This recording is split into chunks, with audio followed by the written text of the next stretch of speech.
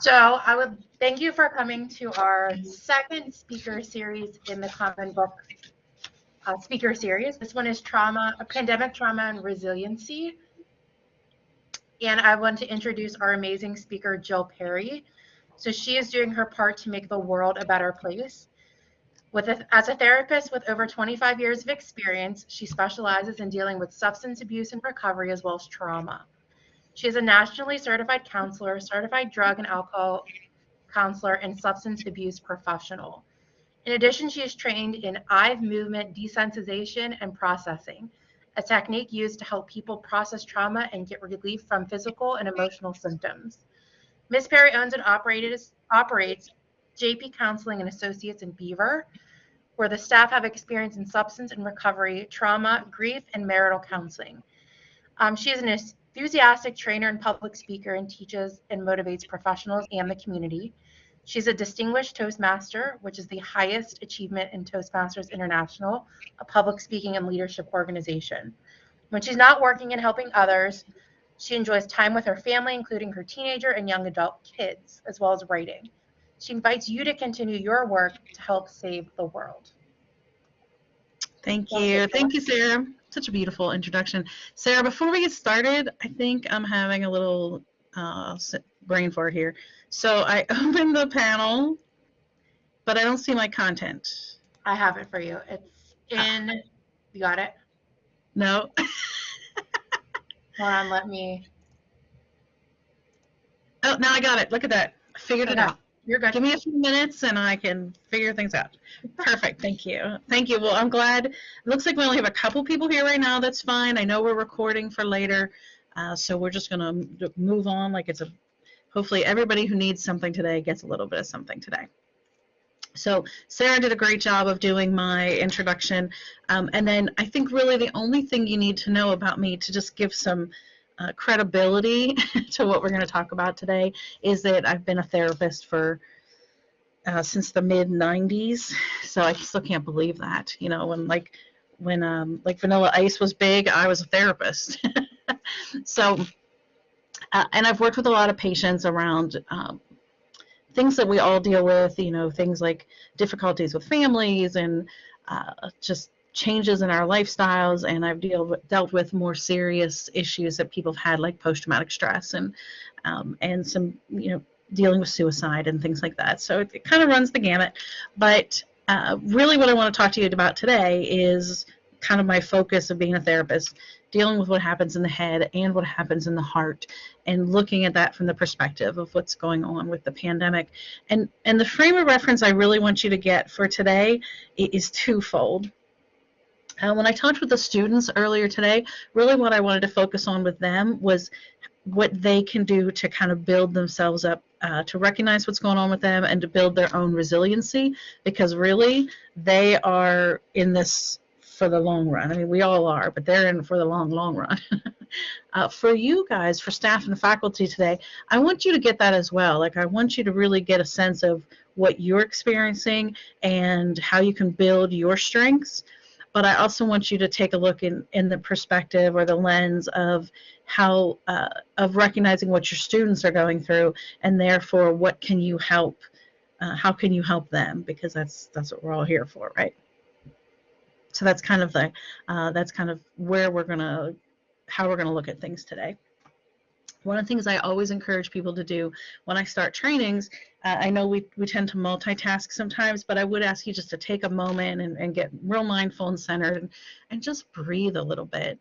Breath is one of the most powerful things that affects both the brain and the heart, and every other parts of our body. And sometimes when things get really stressful or busy, we tend to go on automatic pilot, and we actually forget to breathe sometimes. Or we still do it, our body does it, but we don't get to take advantage of it. So I encourage you just to take a deep breath there, and as we move forward. I also like to take a moment just of quick reflection, to remind you that dealing with the pandemic, which we've been dealing with now for over a year and a half, this is something we've never been through before. It's very unprecedented. And each of you are responsible for a lot of things. You're responsible for your own families. You're responsible for all those students that you're trying to work with. You're responsible for your Penn State community and the Beaver County community and the world. But you're also responsible to take care of yourself. And I think that's a really important thing that we need to remember, is that there's always ourselves that needs some work too. Easier for us to take care of others, but we have to take care of ourselves as well. We're going to talk today about mental health, and we're going to talk about some definitions of that. I always like to just kind of run through some quick definitions, because mental health hasn't always gotten a great rap. Sometimes people, it's really connected with a stigma. People will say, well, he has mental health. Well, we all have mental health. We all have some areas of strength and some areas of weakness. One of the things I did say to the students this morning, or earlier this afternoon actually, is I really do think that generation has embraced mental health in a much more positive way than we have in the past, than my generation is, let's say. And I think that our younger generation recognizes that it's okay to have different feelings, and that, men can be sad and women can be angry, and that sometimes that's just normal, and that mental health is important. It's just as important as our physical health. And so I think that's one of the things that this younger generation really has going for them, that we can learn from as a not such a younger generation. So our mental health impacts everything we do. So if we have health problems, it impacts our mental health. If we have financial problems, it impacts our mental health. If we have a loss, or we have something going on like this pandemic, it impacts our mental health. So I put this little guy up here just to loosen the mood for us. He says, sometimes I feel like I have my life together, and then I'm like, wow, this is a really nice 45 seconds. And I know I can certainly relate to that. I suspect some of you can as well. And then this is the therapy dog. After we share all our problems with him, he came in joyful and happy, and now he's like, oh my gosh, what have I gotten myself into? So some more definition defining moments about mental health. Mental health includes our emotional, our psychological, and our social well-being. It affects how we think, how we feel, and how we act. It also determines how we handle stress, how we relate to others, and how we make choices. So the World Health Organization talks about health in general as a state of complete physical, mental, and social well-being, and not merely just the absence of disease or infirmity. And I think that's a really important point, because back in the day when I was trained as a therapist, we were kind of trained to look for pathology. So when the patient came into the room, we were like, what's wrong with him? What's going on? What's happening here? And what we've learned over the years is that we all have pathology of some sort, right? I always joke that I could diagnose anyone. It could be I could be like at a carnival and be like, you get a diagnosis and you get a diagnosis. But the reality is, what we're really looking at with mental health is not just our pathologies or our flaws or weaknesses, but also our strengths and our resiliencies, and how those work together. So those are really important things. And then in the rest of the definition, they say it's a state of well-being in which the individual realizes his or her own abilities, can cope with the normal stresses of life, can work productively and fruitfully, and is able to make contribution to his or her community. Now, I underline and italicize that word normal, because what they're talking about is this state of well-being when everything's good, an individual can kind of handle things. And we need to recognize that in the last year and a half plus, things have not been so normal, right?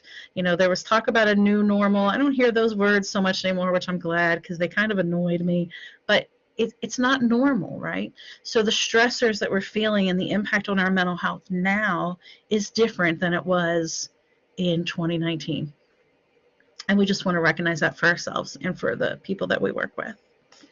So the impact of the pandemic, we've gone through this long enough now that we can recognize some of the things that have come out of the pandemic as far as mental health is concerned. And I always like to frame the pandemic with a couple things. One is this phases of disaster recovery, and I just want to run through it quickly, but if we start over on the left, down at the bottom where it says impact, that was, you can probably remember what was going on in February or March of last year when things were starting to hit the fan.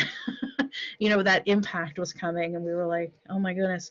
And I remember saying to my kids, and my kids are older, they're my two youngest are now seniors in high school, and then my two oldest are older. But I remember saying to them, everything's going to be fine. We've been through things like this before. We've had 9/11. We've had this. We've had the Challenger explode. Things happen. We're going to get through it. And then finally one day I remember saying to them, this really is not like anything we've been through before. So I can be positive, but this is different. And that impact really hit us. And then after that impact, we moved into this phase of heroics. And we still see some of that now, but we really saw it at the beginning of the pandemic. And the story I always share, which I shared earlier, is I live in Beaver, and if you're familiar with Beaver, I was heading up Tuscarawas Road into Brighton Township, and off there to the right, this family had set up this tent with a sign that said, take what you need, leave what you can, and they had canned goods and some other things out there, and that stayed up there for months, and then other things like that popped up across the county and I'm sure across our country and across the world. People were donating personal protective equipment to hospitals and to various places. People were reaching out to elderly folks who maybe couldn't get out and bringing them groceries and those types of things. There were a lot of heroics, really beautiful things. And then we moved into this kind of honeymoon period. And I remember this pretty distinctly because as a therapist, I was seeing patients in the office, and then suddenly I was seeing patients at home via telehealth, and it was all very different. But I kind of got into a groove, and I was like, hey, I can do this. Maybe this is even better than the way it was before. Then you see that drop down there, right, into disillusionment. So at some point, the honeymoon was over, and I was saying, for example, when can I get back to the office? When is life going to get back to normal? When are things going to be like they used to be?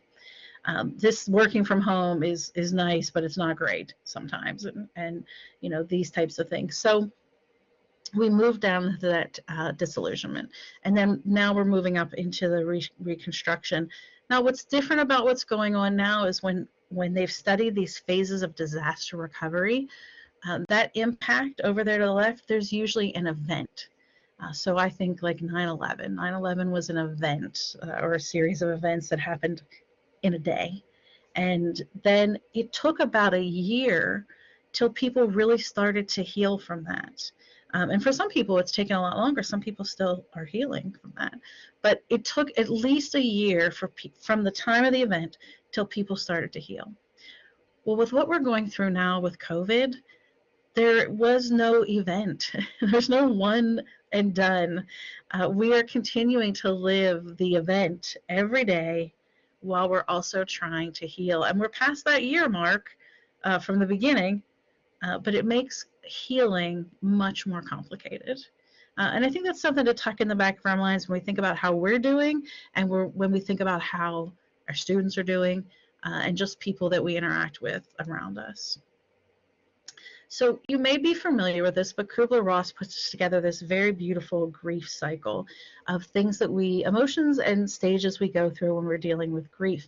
And if you think about COVID and the pandemic, we are all dealing with grief. We are all in one way or another grieving what our lives were like before the pandemic hit. We're grieving days when we never thought to wear a mask. We're dealing with the grief of, not knowing if there are going to be turkeys for Thanksgiving. That's the most recent thing I heard. There might not be turkeys for Thanksgiving this year because of shortages and these types of things. We're all dealing with a lot of grief. Now, Kubler-Ross makes it look very smooth, I think. We have denial and anger, depression, bargaining, and we eventually move into acceptance. I tend to think that the grief cycle looks a little more chaotic. It looks a little more like this. Same cycles, same stages, but we're going through multiple stages at a time. We're going back and forth, and it's just chaotic. And that's what we're all dealing with, is trying to get through these various stages one way or another. So these are kind of the stages of quarantine.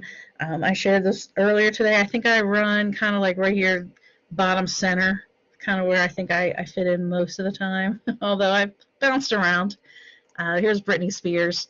She certainly, her life seems like it can fit into the stages of quarantine. So I don't think I quite think I'm bottom center with her. I think I'm more bottom left.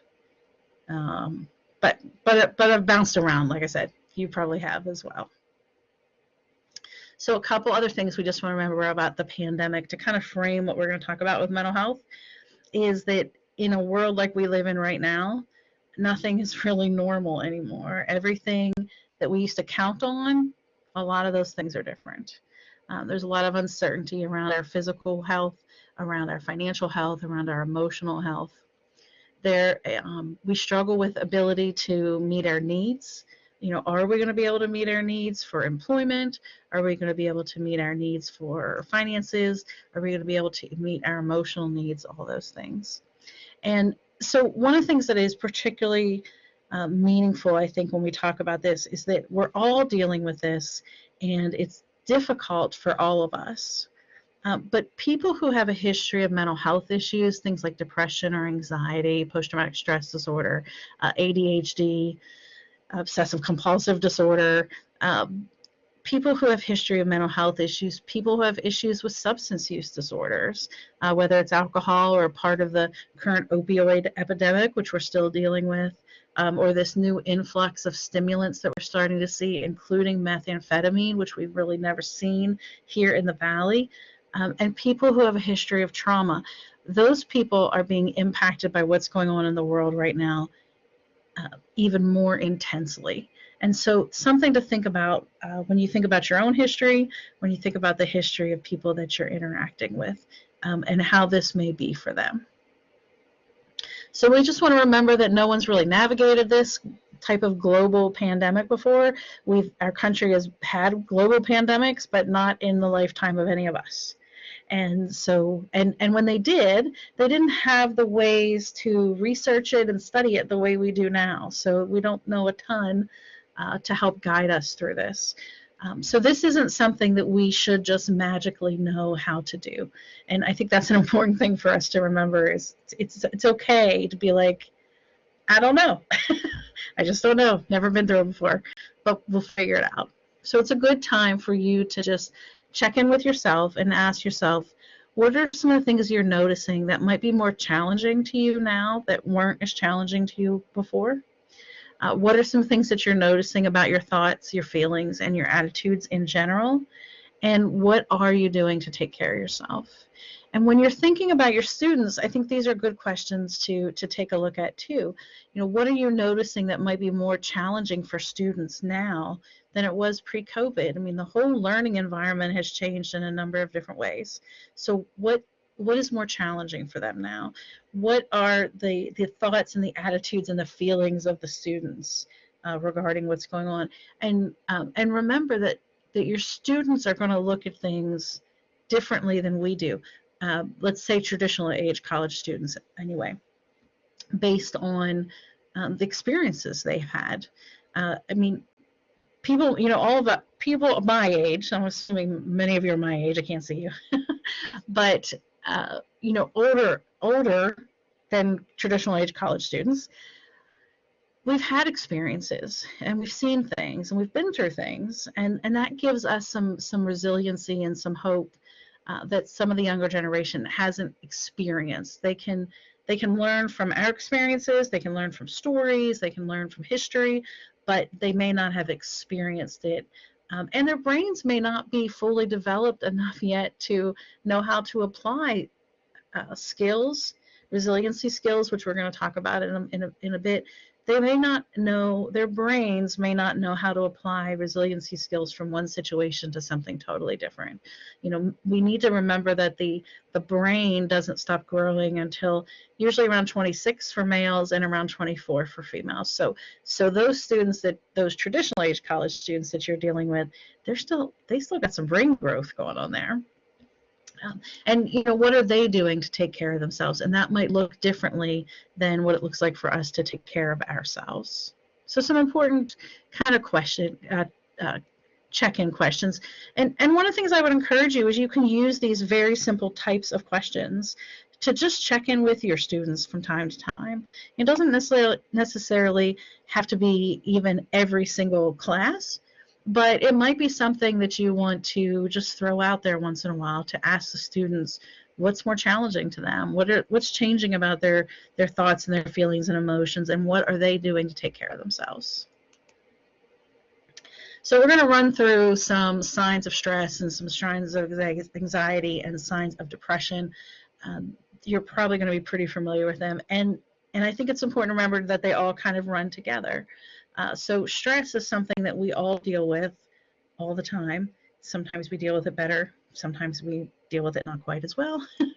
But some of the signs of stress is an apathy or lack of energy, difficulty making decisions, difficulty keeping track of things, staying organized. And again, when we talk about brain function, the front part of the brain, which is executive functioning, is usually the last part of the brain to fully develop.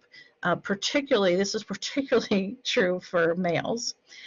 So, 18, 19, 20, 21, their ability to stay organized isn't even fully developed yet. I always laugh at my son, who's almost 21 now, and he's starting to get better. But I swear to you, that kid will empty the dishwasher and leave all the kitchen cabinets open. And I say to him, I cannot wait until your frontal cortex is done growing. Because that ability to start and work on and complete a project, that's all frontal cortex. And so he's a little delayed in that. But he is getting better, so that's good. But other signs of stress: feeling on the edge, and there can be a lot of physical symptoms. So there's a huge connection between the mind and the body. I always say the body tells the story of what's going on inside the head. So if you're feeling stress, you may feel faster heart rate. You may be breathing more deeper, or more shallow. You may have headaches, other types of physical symptoms that often come with stress. You may feel more emotional. I'm a crier, so I always cry at movies, like sad movies. But I can tell when I'm particularly stressed. Then I also cry at the commercials sometimes. So those are just signs that we're dealing with stress, and it expresses itself in different ways. And then the use of alcohol and other drugs to kind of relieve stress or forget about things, escape a little bit. And this is particularly concerning right now for all generations, but particularly that younger generation.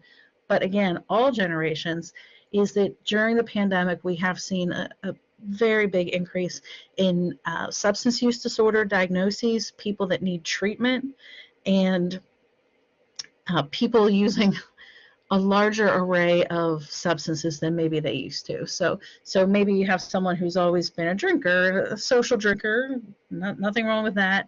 And maybe now during the pandemic, they've added another substance into that, or maybe started to drink more frequently. So those are some signs of stress that we want to look for. Now, if we move up that totem pole of what stress and difficulties in mental health looks like, we move into some issues of anxiety. So this is stress kind of on steroids. So signs of anxiety: excessive worrying, difficulty falling asleep, maybe because the mind is racing, but also difficulty staying asleep. Sometimes we find people that are just waking up periodically through the night, and then trying to get back to sleep can be tough. Agitation, again, physical symptoms, restlessness, social avoidance, and we've seen a lot of this with anxiety during the pandemic for a number of reasons. Fatigue, irrational fears, and difficulty focusing. So all signs of anxiety, some of which you may have experienced yourself. Moving into depression, and now remember, anxiety and depression tend to kind of go hand in hand, so a lot of the symptoms look the same in some ways. So signs of depression, we start to see hopelessness. I had a patient earlier this week who said to me he just doesn't find joy anymore in the things that he used to find joy in, and that's a sign of depression. Losing interest in things that used to be, I used to really love to play the guitar, and now I just really don't, it just doesn't interest me anymore. Those types of changes can be signs of depression. Increased fatigue and sleep problems. We see people struggling to sleep with depression, but we also see people with depression sleeping a lot. And just I shared earlier today, I have this couple that I work with, a little bit older couple, and when they are dealing with stress, the wife gets up and goes out power walking, and she does stuff around the house. She's like, da, da, da, da, da, da, da, da. The husband sits in his recliner and he's out and down for the count for hours. So they're dealing with the same stress, but they handle it in very different ways. And they're dealing with, they just handle it in very different ways. We see anxiety connected with depression, this irritability or anger. And we see that more in men than we do in women, although it does cross all the borders there. But some of that is cultural. In our culture, it's more acceptable to see men being angry than it is to see them being sad or crying. And kind of the opposite with women. When we see women who are being angry, then we have certain ways we look at them. But if we see them being emotional or tearful, that seems a little more acceptable. Now that's changing a little bit in these younger generations, which maybe is a good thing. But oftentimes when I have people come into me and say that they have anger issues or they have extreme irritability, one of the first things I start to look for is anxiety and depression, because that anger and those types of feelings are usually what we call secondary emotions. They're not the core of what's going on. They're just the way it gets expressed.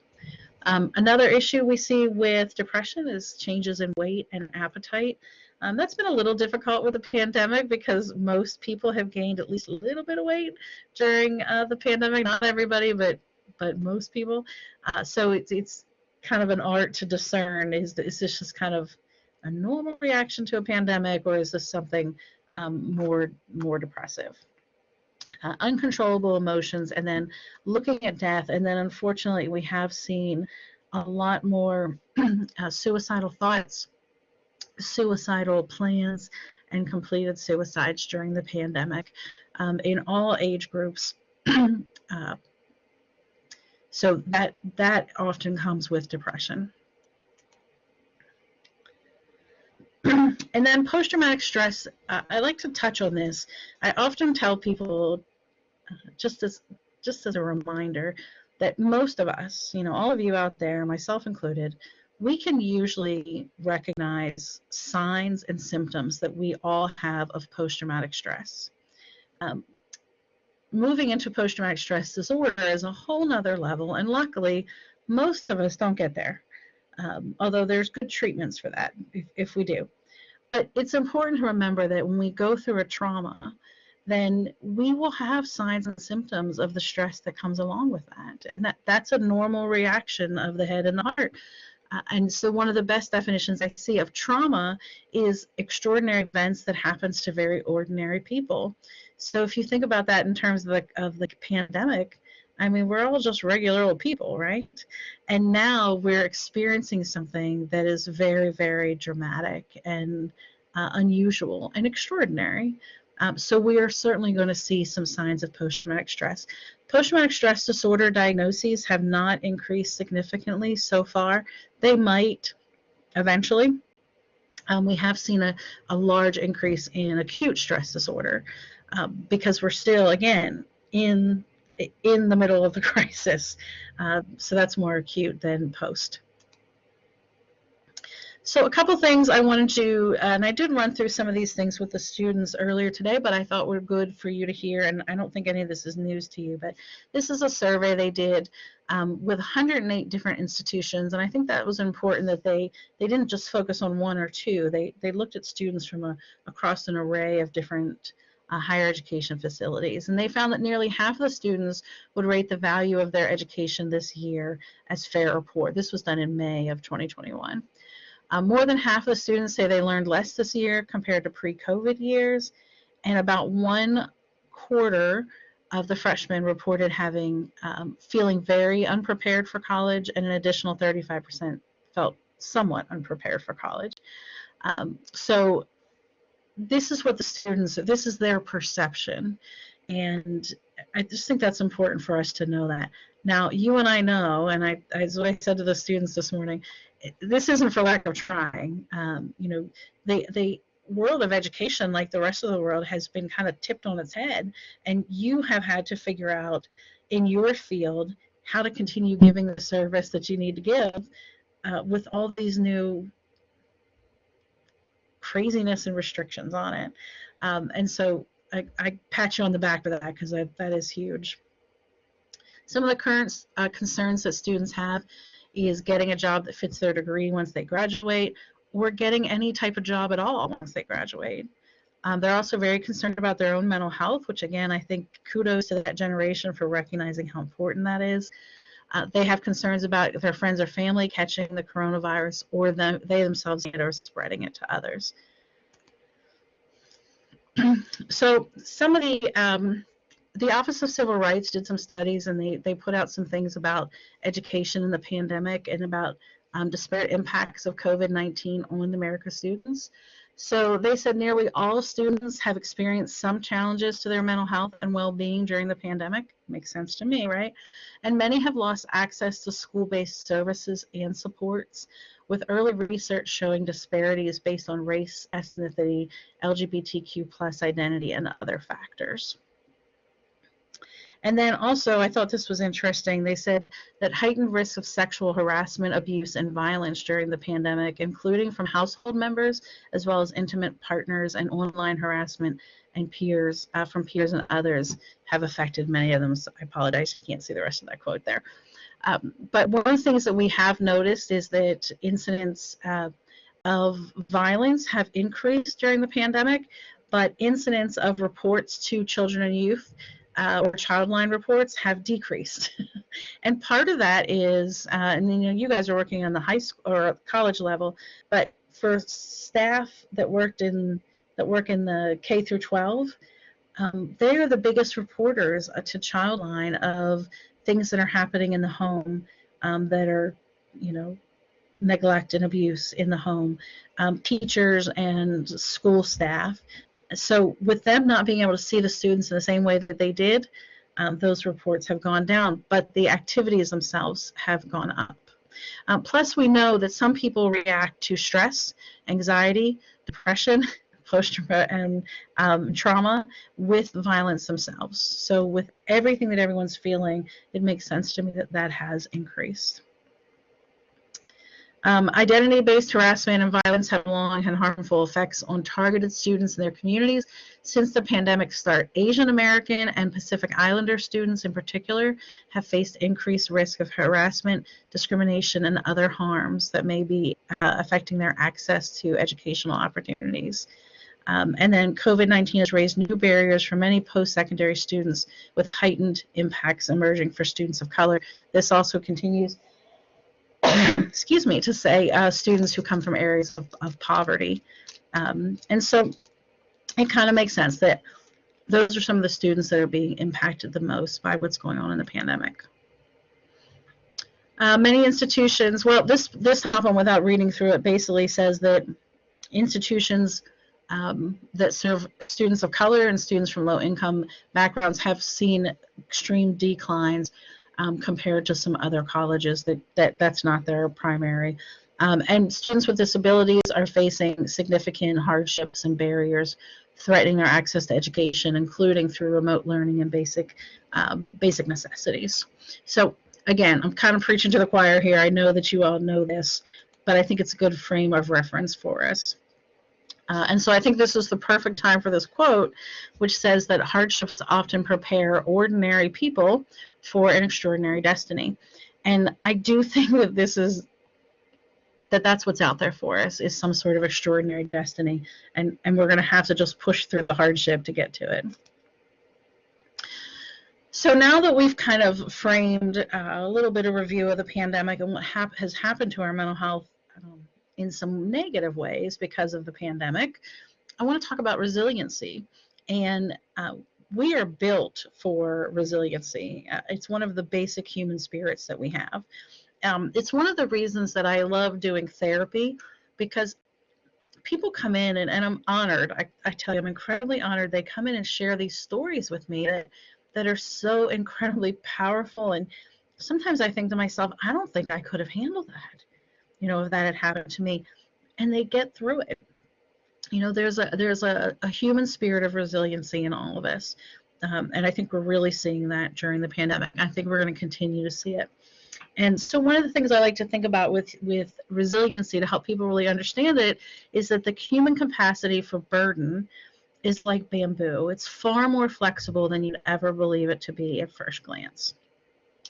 And so with that in mind, here are some pictures, some visuals to help you understand resiliency. So if you're multitasking right now, and I know we do that sometimes, take a moment if you can. Just take a look at some of these pictures because I think they're really inspiring. Here's a little tree who said, I don't care if there's a sidewalk there, I'm growing up through it. That's what some of us are doing, right? Here's a tree that grew up and down and around, back up to get toward the sun, kind of like a roller coaster, which is kind of what we're going through too, right? Here is a couple of trees that grew out of a dead tree. So tree dies, falls over, a couple trees grow out of it. That is incredible resiliency, right? And I think now of all times, it's important to remember that even with all the negative things that are happening, there is still beauty and goodness that's coming out. That's the resiliency in us. This is the only tree that survived the tsunami in Japan. You can see it over there on the left, and then on the right, they built this structure to kind of give it some extra support. And I think that's what we want to do now too, is we want to recognize that we're the last tree surviving the tsunami. And it's okay to build supports around us to give us some extra help. This tree grew, he just branched out between two rocks. This is the Tree of Life in Washington. This tree is one of my favorites because he had room to grow, but he just said, I'm taking more, I'm going further. And all those roots you can see found ways between those cracks in the bricks to get to nutrients, to get to health and what it needed. There's a tree that grew right out of a rock. This tree, I always think the person who cut this first tree down is probably really mad because the tree said, I'm going to grow out of the dead part, I'm going to grow out of the stump anyway, so I'm still going to be a tree. And that guy's probably like, no, I got to cut that down. Here's a tree that grew off of a branch through some moss. And then this is one of my favorite little trees. He's eating the fence. He's like, you can't fence me in, right? So let's talk about this resiliency that we all have, that we sometimes need to just really embrace it and focus on it. So here's a couple principles of resiliency. One is to cultivate your own belief in your ability to cope. So this is more than just think positive and good things will happen. This is really trying to change our perspective about how we can handle things. So one of the questions I'll ask to clients sometimes when we're doing different work is I'll say, well, if you do this, what's the worst thing that can happen?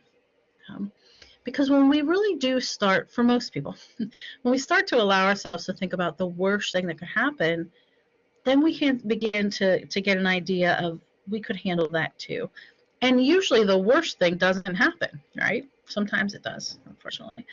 But really to take a look at your own beliefs and what you're able to do. And this is one of the advantages that we have as we get a little older, is we can look back. We call these anchors. We can look back and say, well, I made it through that. And so I can apply those skills, and I bet I can make it through this too. Or if I made it through this, I bet I can make it through this too. And we have those own experience. Our younger generations, they can look to us, they can look to stories, but we have actual experiences of our own to draw on.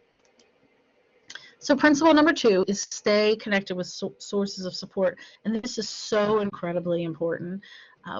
I shared earlier that when they started talking about social distancing, I really hate that term. And I understand we need to be the 6 feet apart, but that's really about physical distancing. It's really about keeping ourselves apart so we can't spread this stuff. It's Social distancing to me means let's not be so social, let's not be so connected, and we don't want to do that. We actually need each other and this social connectiveness more now than ever. We have to remember that we are social creatures. So these are things that are really important to us. Principle number 3, talk about what you're going through. So find supports, find people that understand what you're going through, and be able to talk about it. That might be a therapist. We have training, and that's what we do. However, it doesn't always have to be. Sometimes we get beautiful messages from someone at a church, someone in a family, the old lady who lives down the street, sometimes even just the guy who's, sitting on the bus with you. So if we're open to talking about what we're going through, then we'll get supports. And that's an important thing. Being helpful to others. So in the 12 steps of Alcoholics Anonymous, this is way up there, step number 12. And the philosophy is that the more I help you, the more I'm able to heal. And there's true power in that. And I think that's something that's really important right now, is to be able to help others, and then it in the same time helps us. And then we want to activate positive emotion. And we're going to talk about some ways that you can do this for yourself, and you can encourage your students, I almost said clients there, your students, to be able to activate this positive emotion, to build the good chemicals in the brain like serotonin and dopamine that really helps the heart feel better. Principle number 6 is to cultivate an attitude of survivorship. I mean, what we're going through now is just amazing, and we're still here, right? And we want to focus on that. So this is just a little story from years ago. That's me there on the left, and it's been a little over 5 years now that I was diagnosed with breast cancer. And usually when you have cancer treatments, when you're done, you get to ring a bell. And where I went at the Hillman Center up here in Beaver, they didn't have a bell. And so I said, dang it, I'm making a bell. Well, after I got done with treatment, I really kind of lost the momentum. The crisis had died down, thankfully, and I kind of let that go a little bit. And then my dear friend, that's my best friend on the right, her name is Kim. Then my dear friend a few years later was diagnosed with a different type of cancer, and she had to go through treatments the same place I did. So it got me motivated, got me thinking about what I had been through and that I had made it, and that, dang it, she was going to make it too. So I got the bell. And then she was able to be the very first person to ring that bell, which, just still is a story that touches my heart. But we have to identify ourselves as survivors, and thrivers, that we're really making it through this, even though it doesn't always look pretty. And then principle number 7 is to really seek meaning. They've done some new studies out of Harvard recently where they've talked about how people are viewing what's going on. If they can find meaning in what's happening, then they tend to have less issues with depression and anxiety and all that kind of stuff. They seem to have better mental health overall. So finding meaning, I put up a couple funny versions of the Serenity Prayer, like grant me the serenity to accept stupid people the way they are, courage to maintain my self-control, and wisdom to know that if I act on it, I will go to jail. Grant me a vacation to make bearable what I can't change, a friend to make it funny, and the wisdom to never get my knickers in a knot because it solves nothing, it makes me walk funny. This one's one of my favorites. Grant me amnesia to forget the folks who bring me down, luck to bump into those who lift me up, and the vision to tell the difference. And then this, of course, is the original. Grant me the serenity to accept the things I cannot change, courage to change the things I can, and the wisdom to know the difference. There's a lot of things right now going on that we have no control over. But there's a lot of things still going on that we do have control over. And that's what we want to be able to discern and look at. And that can help us find real meaning in what's going on, even though it's not always pretty. So all that finding meaning is about some sort of spiritual sense. And spirituality, I always like the way they talk about it in AA or NA, in 12-step recovery. They talk about a concept of a higher power. And many people choose to identify that as God. Some people don't. And so their definition of a higher power is it has to be something that is more powerful than me alone. So myself and another person is more powerful than me by myself, right? And so just finding what that is, myself involved in a community is more powerful than I am by myself. And so those things are really important to find out whatever your definition of higher power is, and to help find meaning with that.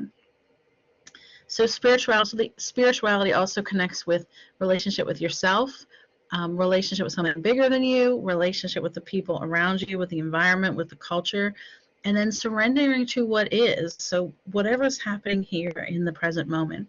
We often say in therapy that people who are dealing with depression are in yesterday, and people who are dealing with anxiety are looking into tomorrow.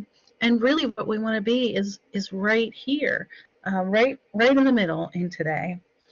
In AA, they have a saying that says, if you have one foot in yesterday and one foot in tomorrow, you're just peeing all over today. And so being mindful of just this is where I am right now. Past is the past, the future is the future, is a really important thing. I'm going to jump through a couple of these slides because there's a couple of things that I want to make sure we get to. So one is about change, and change is hard. So this gentleman says, who wants change? And of course, everybody's like, me. And then he says, who wants to change? And nobody raises their hand. So change can be scary for us. And what's happening in our environment now is really forcing us into a lot of change.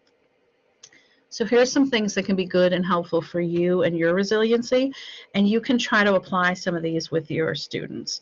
One is routines. So what are the routines in the past that that have just always made sense to you? And if you're able to keep those routines, keep them. And then if you need to make a new routine, then what would a new good routine look like in that area? And I think this is something you can really apply to your students. If you have a certain format that you use in classes, even though students may complain about those things, structure is, our brains respond to structure. Structure allows us to know what to expect and then therefore follow through with it. So any way that you can keep routines in your classrooms, routines in your assignments, and consistency is going to be helpful. And when you're not able to keep the same routines, so let's say you have a class that used to be in person and now it's virtual, then to really think through and maybe even get some feedback from your students. What would a good new routine look like based on this? So routines are really, really helpful things. Music can heal the wounds that medicine cannot touch. If you think about your own connection to music, you probably can think of some songs that have touched you, and in different ways. And so music is very, very powerful. They've actually done this neurological study on songbirds, and what they found is that canaries stop singing in the autumn. And what happens is that their brain cells that are responsible for song generation actually die that time of year. Then over the winter months, neurons regrow, and then the birds learn how to sing their songs again in the spring. So this is a sign that music may actually increase that neurogenesis in the brain and neuroplasticity, and music may actually help us learn and relearn things as we go along. I thought that was really powerful about those canaries. So certain types of music have certain effects. Soothing music like jazz helps with stress and has some healing powers. And I've often had people say to me, well, I don't like jazz music. Well, it's not really about liking it. If you have some jazz music playing in the background, you may not even notice it, but it has an impact on us and on our parasympathetic system. Very upbeat music releases endorphins and makes us happy, increases our immune system. Pop music can help with energy, helps increase exercise, help us exercise better. Rhythmic drumming can help with meditation. And classical music helps with memory, recall, and also deters crime. So I say if you're having trouble studying or you're thinking about robbing a bank, maybe listen to some classical music and you'll study better and you'll make a better decision about that bank robbery. But music is something you could potentially use with your students and with yourself at your home to to help boost those good chemicals in the brain. So food is another one. I'm not sure how well you can use this in your classroom, but I think you can certainly use it for yourself. Food impacts the reward center of the brain. It releases dopamine and can be a really positive thing. So some of the good foods that affect the brain, things like fatty fish, coffee, and it's not the caffeine in coffee, it's the other, I said nutrients earlier, but I don't know that they're nutrients, but it's the other stuff in coffee that really can help the brain. Blueberries, turmeric, broccoli, pumpkin seeds. So right now is the perfect time for that, perfect time of year. Dark chocolate and nuts. So these foods eaten consistently can really have an impact on mood and the way we're able to handle stress and those types of things. A student asked this morning, what are some foods you eat that maybe aren't so good? And as I told her, the answer is not one I like. Anything that tastes good is probably something that is not so good for the brain. Fried foods, caffeine, anything that's processed, too much carbohydrates, those things tend to have a depleting impact on the brain. But balance is good. Some balance between the two is good for most people. So here's me saying, don't cook too much, I've already eaten, and Grandma says, okay, love, just a snack. And she cooks up this big griddle breakfast. That is like a heart attack right there, like all that meat. So, learning new skills. So one of the things we found is that back in the day when we studied the brain, we used to think that neuroplasticity, which is something that helps the brain function and adapt on a regular basis, it used to be thought that neuroplasticity was done by the time the brain was fully developed, in that mid-20s. But what we've learned is that neuroplasticity can actually last over a lifetime, and it's actually really good and helpful for us. And one of the things that increases neuroplasticity, which is what helps us adapt to stressors and changes and makes us, be able to make decisions on the fly when we need to, is learning new skills. And it's not about what the skill is, and it's not even about how good we may learn the new skill.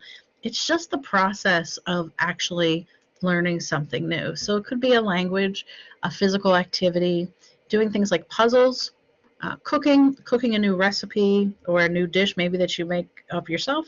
Maybe that big pot of breakfast that lady was making, Grandma was making, photography, writing a novel, anything that kind of puts you a little bit outside of your regular box. And again, you don't have to be good at it. It helps the brain learn how to adapt even better. So it's a good thing. This guy says, I'm no cook, but I can follow the directions, which says, let the bird chill in the sink for a few hours. So that bird certainly looks like he's chilling. So moving on, laughter. This is one of the best things that we can do, excuse me, for our head and our heart. It releases a lot of hormones. It releases a lot of the good brain chemicals up there that we like to have. Lots of benefits of laughter. It stimulates different organs. It activates and relieves stress. It soothes tension. It can improve our immune system, relieves pain, improves our personal satisfaction, and improves mood.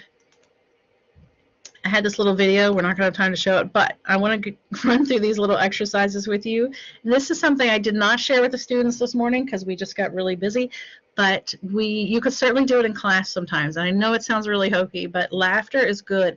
And here's the thing about laughter. It doesn't even have to be a good, genuine laugh. Now, those are the best kind. Like, you ever sit around with your girlfriends or your family and you just have those really deep, heartfelt laughs. I mean, those are obviously the most healing. But what they found is that people who laugh, who force themselves to laugh when they don't even find something funny, get some benefits as well. So these are some laughing exercises. And actually, when I've done these with various groups, usually what happens is, even if they think it's really stupid, once they get into it, you can't help but laugh a little bit. So there's vowel laughter. So you say, ha ha, ha ho, hee ha. These different sort of laughing sounds with different vowels in them. And you could go around in a circle and have people do them. You could do this on Zoom. You could do these in virtual classes. I've done that in some virtual trainings. We have consonant laughter. excuse me, which is where you pick a consonant to put at the beginning, miho, miha, miho, siha, and then laughter counting. This is one of the ones that seems to get people laughing the most. So you start with one ha, and then you move to two, and then you move to three, and then you just continue on counting wherever you go. So laughter is some good stuff that can really help us. And we might have to look a little harder for things to genuinely laugh about now, but they're out there for sure. Let's see. We'll run through a couple more things.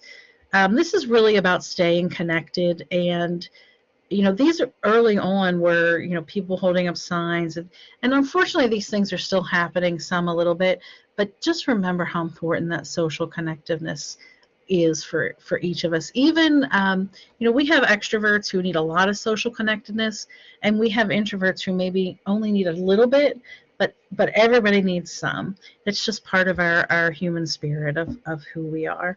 And technology, as I told the students earlier, they have a little bit of advantage over us, over me, because technology is normal for them. It's very comfortable for them.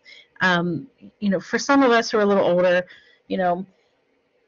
excuse me, I still have to ask my kids to, so I had tech problems at the beginning here. Like, it's just not my thing.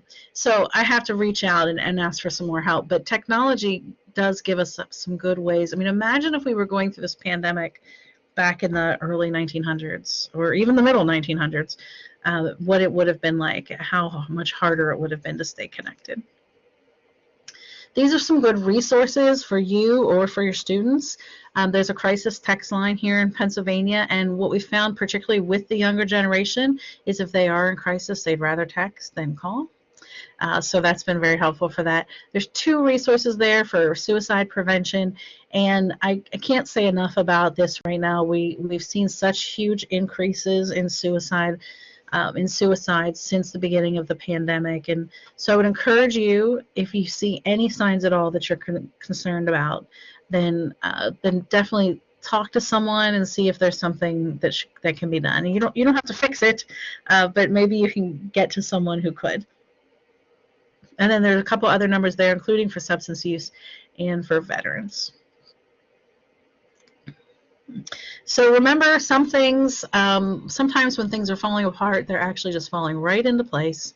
And maybe that's what's happening with us now. And then, in the words of Olivia Benson, one of my favorites, just remember that you're a fighter. Look at everything you've overcome and don't give up now. So hopefully that gave you a little bit of perspective about what we're going through in the world, how it's affecting mental health in some not so good ways, but then also we have to remember that we are built for resiliency. We are built for survival. We are built to just push through, and that's showing up now more than ever. But if you have any questions or concerns, or jokes or anecdotes, whatever, then certainly we're open to those now. You can put them in the chat, or you can even just unmicrophone yourself or put your microphone on if you would like to. So we had a question from earlier this afternoon session. How do we teach our students to be resilient? Is that something we can do? Yeah, so I think the way you do that is your role modeling. Is the main way to do that. And to always remember that with your role, you have to be the one to bring it up. First of all, resiliency skills tend to build on their own, but we can move that process along. But for your students, they don't know what they're supposed to do to build those skills. You remember, their brains aren't even fully developed yet. So for you to take a little bit of time here and there in conversation in a class, and it doesn't have to be a whole lot of time. I mean, you're educators. You're not supposed to be therapists. But to just remind people about some of the things we talked about today, like, are they taking care of themselves? What feels different to them? And where can they go for help if they need help? And reminding people of your students of those things, I think, is good. That also allows the students to understand that it's okay to talk about those things. It kind of normalizes it for people. And that's part of the role modeling, I think, too, is to just, to be able to say, hey, I'm struggling. this is what I've struggled with, and this is how I'm dealing with it. And then students feel a little more comfortable to say, well, you know what, I'm struggling with something too. So hopefully that's why hopefully everything we shared today, you can apply for yourself. You can apply for your little families. You can apply to your students in various ways. But remember that the healthier that you are, the more the better and easier it's going to be for you to help those other folks. It's that whole analogy, if you're on the airplane and those oxygen masks come down, our instinct is to put it on our child first, but we're really supposed to put it on ourselves first, because we could put it on our child and then we're down for the count. If we put it on ourselves first, then we're going to be able to be around to make sure we can still take care of people who need our assistance. Thank you. Do we have any other questions? You can just turn your mic on or drop them into the chat.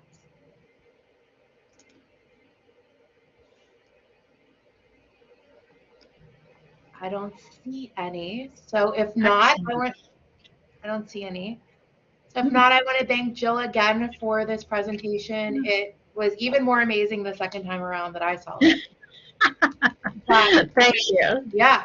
Anyone have questions? If not, have a great rest of your day. I did go ahead, Sarah, and put the